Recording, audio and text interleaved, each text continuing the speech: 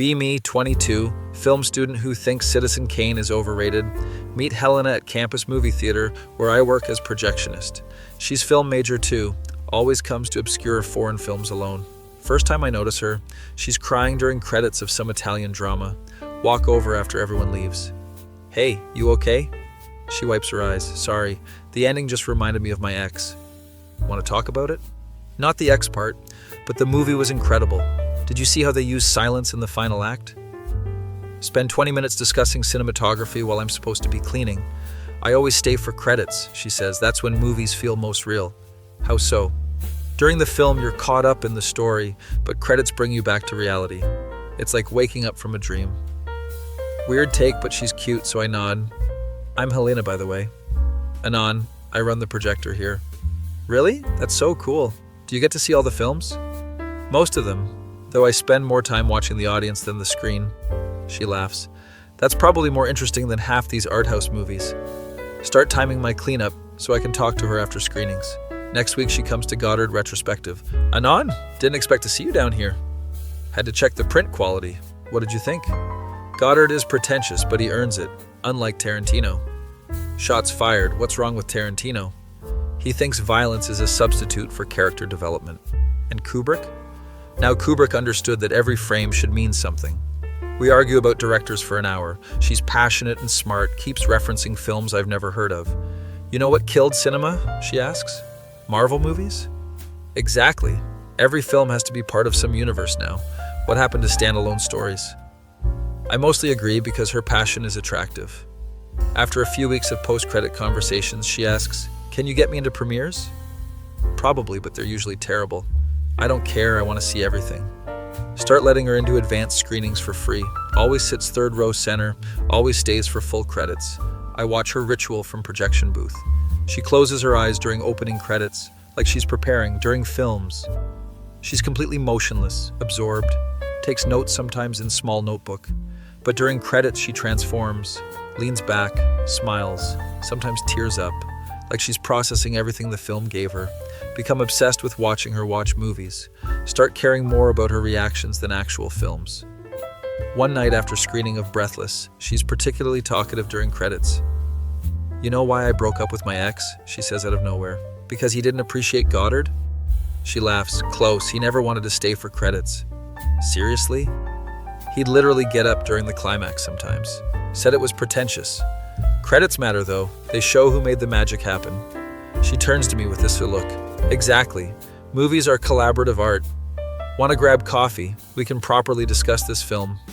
Spend 2 hours at diner. So your grandmother got you into movies? I ask. Yeah, every Sunday we'd watch old Hollywood films. Casablanca, Sunset Boulevard, All About Eve. Good taste. She taught me that credits are like saying goodbye to friends. You don't just walk out on Friends. That's actually beautiful. Most people think I'm weird for caring about credits. Most people are idiots. She smiles. I like you, Anon. We start meeting after every screening I work, but I notice a pattern during our conversations. During films, she won't even look at me, completely absorbed. But once credits roll, she becomes talkative and affectionate, holds my hand during credit music, leans against me. This score is incredible, she whispers during the credits of some French film. The composer really understood the director's vision. I squeeze her hand like us understanding each other. She looks at me, yeah, exactly like that. But moment credits end, she pulls away. I should get going, early class tomorrow. Always the same excuse. Try asking her to hang out outside movies. Want to get dinner this weekend? I'm really busy with editing projects. How about coffee before your classes? Family stuff this week, sorry. But she never misses our post-credit talks. Start realizing she compartmentalizes everything. Decide to test this by showing up to one of her film theory classes. She sees me and waves. Hey, Anon, what brings you here? Tone is polite but distant, like I'm just some acquaintance. Thought I'd audit. Heard Professor Williams is good. Oh yeah, he's great. Well, see you around. No warmth, no reference to our deep conversations. After class, I catch up to her. Want to grab lunch and talk about that lecture? Can't today. Got plans with study group. But that night at the theater during credits, she's affectionate again. I keep thinking about what you said yesterday, she tells me. What did I say? About credits being goodbye to friends. It's like you get it. Realize she only remembers our conversations that happened during credits. Helena, can I ask you something? Sure. Do you ever think about me outside of this theater? She pauses. What do you mean? Like when you're in class or at home, do you think about our talks? She looks uncomfortable. I think about lots of things. That's not what I asked. Credits end and she immediately stands up. I really need to go. This goes on for months. Our entire relationship exists in 5-minute windows. She brings me gifts during credits. I found this book on Italian neorealism, she says, handing me something. Thought you'd like it. This is really thoughtful, thank you. The author has this theory about post-war cinema that reminds me of our conversations. But when I try to reference the book later, she acts confused. What book? The one about Italian neorealism you gave me. Oh, right. Yeah. How was it? No real interest. Like she's forgotten why she gave it to me. This happens with everything. She gives me Criterion Collection DVDs during credits. This director influenced Scorsese, she'll say passionately, but mention it later and she looks blank. Did I give you that? Cool. Start feeling like I'm dating someone with selective amnesia. Realize she's not playing games, something is genuinely wrong. Either she's compartmentalizing trauma or I'm losing my mind. Friends start asking about my love life. So what's the deal with Theater Girl, Jake asks. It's complicated. You've been dating for months. How complicated can it be? Try to explain, but it sounds insane. She only talks to me during movie credits. What? Like literally only during credits. Rest of the time I don't exist. Jake stares at me. Bro, is she autistic or something? I don't think so, just damaged maybe. That's not a relationship, that's a haunting. My other friend Marcus chimes in, maybe she's just really into films. Nah, man, this is beyond film appreciation, Jake says. She sounds like she's got some serious commitment issues. Or maybe she's seeing other people, Marcus suggests. Feel my stomach drop. You think so? Think about it. She only gives you 5 minutes of attention, then disappears. Classic side piece behavior, Jake nods. She's not like that, I defend her. How would you know? You only exist during credits. Marcus laughs. Damn, Jake, brutal but accurate. Look, bro, either confront her or move on. You deserve someone who wants you during the whole movie. Know they're right, but those 5 minutes feel like everything. Decide to confront her about it. After screening of Citizen Kane, she's emotional during credits. Wells was only 25 when he made this, she says. Incredible what young artists can accomplish. Helena, we need to talk. About what? About us. About how you only acknowledge me during credits. She tenses up. That's not true. It is, though. Right now you're holding my hand and telling me personal stuff. So in 10 seconds, when credits end, you'll pull away and act like I'm a stranger. You're being dramatic. Credits end, she immediately drops my hand and stands. I should go. See, you just proved my point. She stops. What point? Sit back down, please. We need to have this conversation. She reluctantly sits. You compartmentalize everything. Movies are fantasy, credits are transition. Real life is where you shut down. That's ridiculous. Is it? When's the last time we talked outside this theater? She thinks we talk all the time. When? Where? Long pause. I don't understand what you want from me. I want to exist in your life outside of movie credits. You do exist in my life. Prove it. Let's go get coffee right now and talk about something other than films. She looks panicked. I can't. I have to study. Helena, it's 11 p.m. on Friday. I need to go. She leaves, and I don't see her for 2 weeks. When she comes back, it's for Casablanca revival. Sits in her usual spot. I come down during credits. She's crying. This was my grandmother's favorite movie, she says. You've mentioned her before. We watched this together the day she died. I sit next to her. I'm sorry, I didn't know. She fell asleep during the movie. I thought she was just tired. Helena. When credits started, I tried to wake her up to say goodbye, but she was already gone.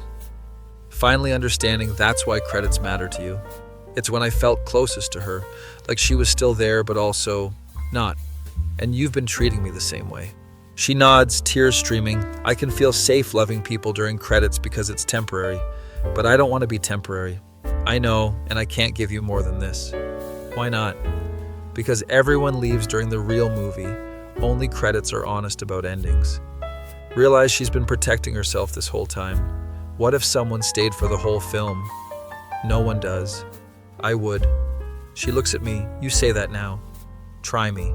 She shakes her head. I can't risk it. Credits end and she stands up. I'm sorry, Anon.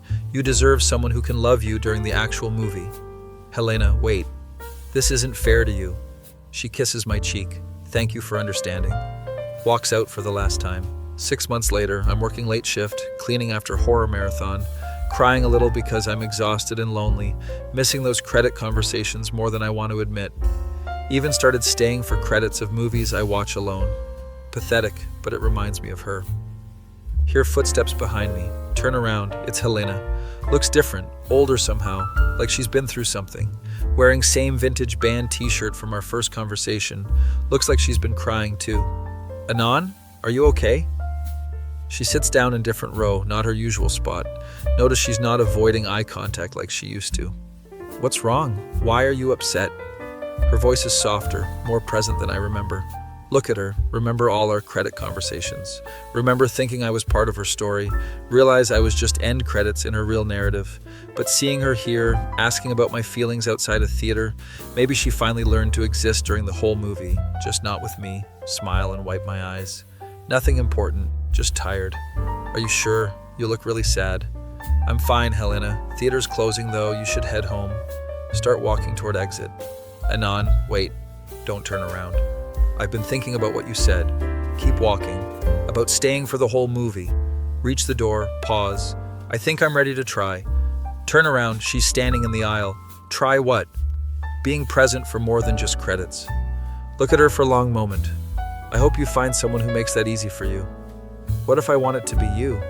Shake my head. You had your chance during credits. Anon, please. Goodbye, Helena. Walk out into parking lot, sit in car for a while, hands shaking. Finally start engine and drive home. Put on random movie I've never seen. Watch the whole thing, including credits. Don't think about Helena once. Credits roll and I realize something. Some people can only love you in the spaces between their real life, and that's not love, that's just emotional intermission. Be me, 21, anxious college student who treats social interaction like boss fights. Need roommate to afford decent apartment near campus. Meet Jenna through Craigslist. Seems normal enough. I'm super chill and easy to live with, she says during apartment tour. Red flag number 1, but I need the rent money. She moves in with 17 different essential oil diffusers. They help with my energy, she explains while setting up lavender chakra station. Whatever, at least she's quiet. First week living together, I have panic attack over upcoming midterm, hyperventilating in kitchen at 2 a.m., stress eating cereal straight from box. Jenna emerges from her room like anxiety vampire. Oh my god, are you having a moment? Yeah, just stressed about exams. I totally get it, I'm super anxious too. Proceeds to describe her anxiety, which is literally just being nervous before dates. Meanwhile, I'm over here treating grocery stores like survival horror games. But okay, maybe she's trying to relate. Next day, she's at Target, buying anxiety relief tea and stress balls. Texts me photo. Getting supplies for my anxiety journey. Journey? Ma'am, you discovered anxiety existed 12 hours ago. Week later, I have another panic attack. This time over job interview. Shaking, sweating, can't breathe properly. Jenna finds me hyperventilating in bathroom. OMG, we're like anxiety twins. Starts doing breathing exercises she learned from YouTube. Breathe with me, this is what I do for my anxiety attacks. Her anxiety attack was being worried about Instagram likes, but she's actually helping, so I don't say anything. Big mistake. She starts researching anxiety like it's her new hobby. Comes home with armfuls of self-help books. Did you know anxiety affects millions of people?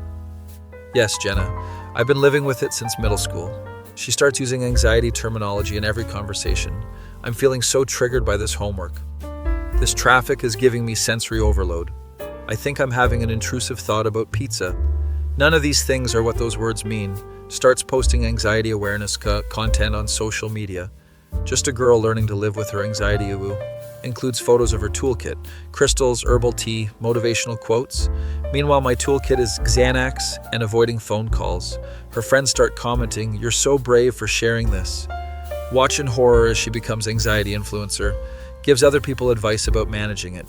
You just have to practice mindfulness and drink more water. Ma'am, you think anxiety is when the Wi-Fi is slow. Decides we should be accountability partners for our anxiety. We can support each other through our mental health journey. Creates shared Google Doc for tracking our anxiety triggers. Her triggers, running late, messy kitchen, choosing what to watch on Netflix. My triggers, literally everything. Existence, the concept of time. She starts planning anxiety-friendly activities for us. Let's go to that new meditation class. Meditation classes in public with strangers, aka my personal hell. This will be good for our social anxiety. I don't have social anxiety, I have generalized anxiety disorder. There's a difference, but she's not interested in details. Starts buying matching anxiety relief products for us. We can be anxiety buddies.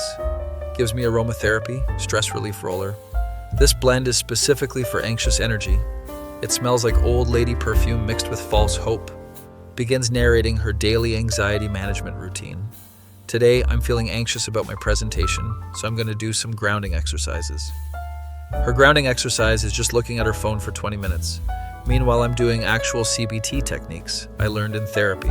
Starts adopting my actual coping mechanisms. Catches me doing breathing exercises during panic attack. Next day, she's doing the same breathing pattern for her anxiety. Notices I use specific apps. Suddenly, she has the same apps. Posts screenshots. My anxiety toolkit is growing. Begins copying my therapy vocabulary word for word. I'm working on my relationship with anxiety. Anxiety is just my brain trying to protect me. These are literally things I've said from actual therapy. Starts telling people we bond over shared mental health struggles. My roommate and I both have anxiety, so we really understand each other. No, Jenna, you have situational nervousness, and I have clinical diagnosis. Decides to start group chat with our friends. Safe space for anyone struggling with mental health. Immediately dominates conversation with her discoveries. Guys, I just learned that anxiety can cause physical symptoms. Yes, that's why it's called a disorder and not just feeling worried. Other friends start asking me about anxiety management. Jenna said you two are really good at handling anxiety attacks. Have to explain that there are different types of anxiety. Oh, but Jenna makes it seem like you guys have the same thing. Begin to realize she's rebranded my mental illness as our shared quirky trait. Begins planning our entire social calendar around anxiety-friendly activities. Speaks for both of us like we're conjoined twins. We don't do well in loud environments. Crowds are really triggering for us. Meanwhile, I've been forcing myself to go to social events as exposure therapy. She's just using my anxiety as excuse to avoid anything uncomfortable. Starts buying anxiety-themed merchandise and decorating room with anxiety warrior posters. Creates entire aesthetic around being anxious person. Meanwhile, I'm trying to manage my anxiety, not make it my brand. Friends start treating us like package deal. How are you and Jenna handling finals with your anxiety? You two must really help each other through the hard times. Realize I've become prop in her mental health performance. Starts giving anxiety talks to people who will listen. Anxiety is so misunderstood, like when Anon and I first started living together. Tell story about my panic attack, like it's our meet cute origin story. We just instantly connected over our shared struggles. Shared struggles? You discovered anxiety through me having breakdown. Brings other people over to witness our anxiety support dynamic. Show them that breathing technique we do. Tell them about the grounding exercises we practice. We don't practice anything together. You just copy what I do. Starts planning Anxiety Awareness Week for our dorm building. Anon and I want to spread awareness about mental health. No, you want to spread awareness about yourself. Puts my name on flyers without asking. Anxiety support group led by Jenna and Anon. Panic because I never agreed to publicly discuss my mental health. Tell her I'm not comfortable being poster child for anxiety. But we're such a good team. We help each other so much. Help each other? You've turned my panic disorder into content. She gets genuinely confused when I'm upset. I thought you'd be happy that I understand your anxiety now. You don't understand it, you've commodified it. Starts crying about how hard it is to have anxiety. People don't realize how much we struggle every day. Every day. You've had anxiety for 6 weeks. Realize she's convinced herself she's always been anxious. Has rewritten her entire personal history around this new identity. I've always been an anxious person, I just didn't know it had a name. No, Jenna, you've always been dramatic. There's a difference. Friends start commenting that I seem less anxious lately. Maybe Jenna is really helping you. Not really. I just started taking medication and going to therapy. But sure, credit the girl who thinks anxiety is personality trait. She overhears me on phone with therapist. Starts asking detailed questions about therapy. What kind of therapy do you do? Does it really help with anxiety? Do you think I should try therapy? Yes, please go to therapy and leave me out of it. Week later, she's posting about starting therapy. Taking the next step in my mental health journey. Includes photo of therapy. appointment confirmation, starts live tweeting her therapy sessions. My therapist says I have really good insight into my anxiety. Therapy is so important for managing mental health. Turns therapy into performance art. Comes home with notebook full of anxiety facts. Did you know there are different types of anxiety disorders? Yes, I've known this for years. It's literally my life. Begins using therapy terminology incorrectly. I think I have PTSD from that time I was late to class. My therapist says I need to work on my boundaries. Immediately violates every boundary by sharing all this information. Begins giving me therapy advice. Have you tried journaling? It's really good for anxiety. Maybe you should practice more self-care. Self-care advice from someone who discovered mental health 6 weeks ago. Starts hosting movie nights about mental health. Picks movies that completely misrepresent anxiety disorders. Provides commentary throughout film. This is so relatable, right, Anon? Nothing about this rom-com anxiety subplot is relatable. Friends leave thinking anxiety is quirky personality trait. You guys make anxiety seem so manageable. It's not manageable, it's a daily struggle I work hard to cope with. But Jenna has turned it into lifestyle brand. Start suggesting we write blog together about living with anxiety. We could help so many people. You've helped 0 people. You've appropriated my mental illness for content. I decline, and she looks genuinely hurt. But we're such a good team, we understand each other. Understanding would involve recognizing that anxiety is an aesthetic. Final straw comes during finals week. I have massive panic attack over senior thesis deadline, hyperventilating, chest pain, full breakdown in living room. Jenna finds me and immediately starts filming. Anxiety attack in real time, sending love to anyone who needs it. Post to her story while I'm literally gasping for air. My roommate and I are both struggling, but we're supporting each other. Includes shot of me mid-panic attack. Ask her to delete it, and she gets defensive. I'm spreading awareness. This helps people. No, this helps your engagement metrics. Have serious conversation about boundaries. You've turned my mental health into your personality. She starts crying. That's so mean. I really do have anxiety. You appropriated my panic disorder for social media content. We bond over this stuff. I thought it brought us closer. We don't bond. You perform relatability while I have breakdowns. She genuinely doesn't understand the difference. But I really do get anxious about things. Everyone gets anxious. Not everyone has anxiety disorder. I bought all those anxiety products to help both of us. You bought them for the aesthetic and to feel included. She moves out 2 weeks later. Tells everyone I was gatekeeping mental health. Post long caption about toxic friendships and mental health support. Sometimes the people closest to you don't want you to heal. Includes throwback photos of us with anxiety support products. Blocks me on social media, but keeps posting about anxiety awareness. Realize I need to stop wallowing in this anxiety bullshit. Enough with the feelings and crystals and breathing exercises. Time to do something actually productive. Hit the gym for first time in months. Immediately intimidated by all the buff dudes. Start with treadmill, like basic normie. Huge guy next to me is deadlifting truck-sized weights. Accidentally make eye contact, expect to get roasted. You new here, bro? Yeah, just trying to get in shape. Name's Chad, what's your goal? Tell him I'm trying to manage stress and anxiety. He nods seriously. Lifting saved my life, man. Shows me around gym, explains different equipment. Anxiety is just energy with nowhere to go. Channel that shit into gains. Most practical advice I've heard in months. Starts teaching me basic compound movements. Forget all that meditation crap, this is real therapy. Squat rack becomes my new safe space. Chad introduces me to his gym bros. They're all surprisingly supportive and knowledgeable. We've all been through some shit, bro.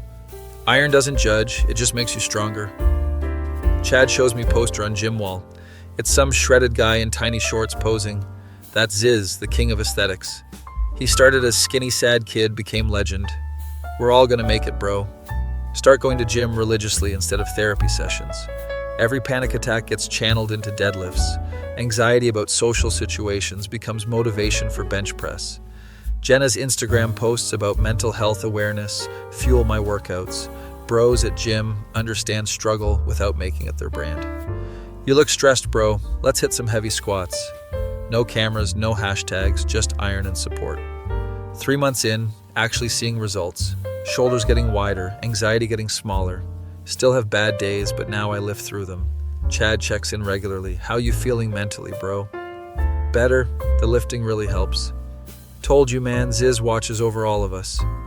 Just lift, bruh. Everything else is noise. 6 months later, I see Jenna at campus coffee shop.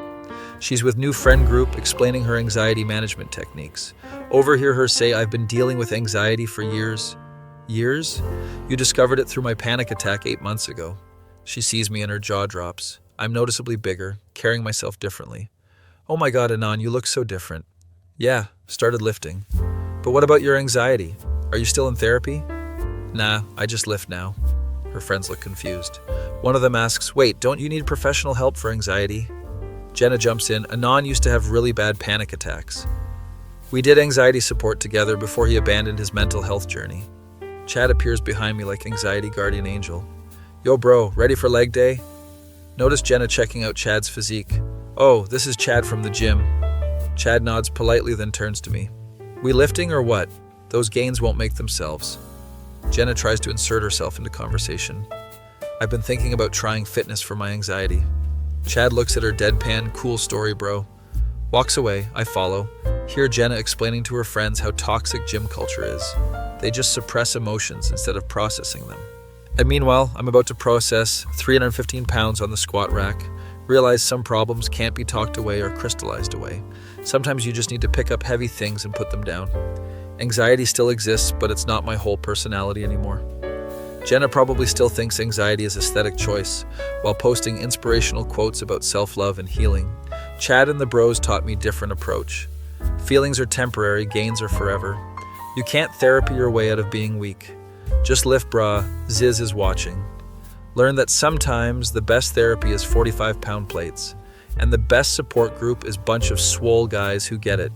Bros before hoes, gains before pains. We're all gonna make it.